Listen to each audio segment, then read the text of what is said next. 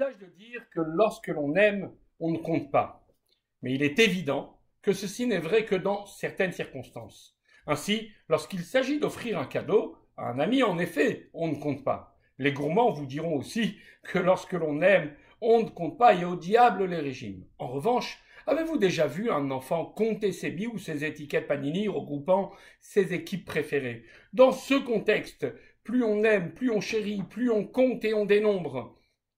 Comme cette mère juive qui répétera à qui voudra bien l'entendre qu'elle est si fière de son fils avocat, comme de son fils médecin et de son fils diplomate, sans oublier bien sûr sa fille psychiatre. C'est ainsi que nos sages justifient les recensements à répétition du peuple juif dans la Torah. Dieu chérit le peuple juif. Alors, il le compte sans cesse. L'analogie paraît tout de même étonnante.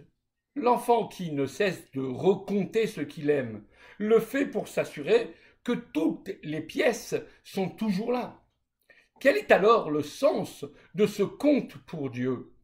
Lui, qui est par essence omniscient, il connaît par conséquent le nombre exact de personnes qui constituent notre peuple sans qu'il ait à faire appel à une équipe de recenseurs. La réponse est simple. L'objet de ce recensement n'apporte rien à Dieu en effet. Dieu nous aime et nous chérit, c'est un fait.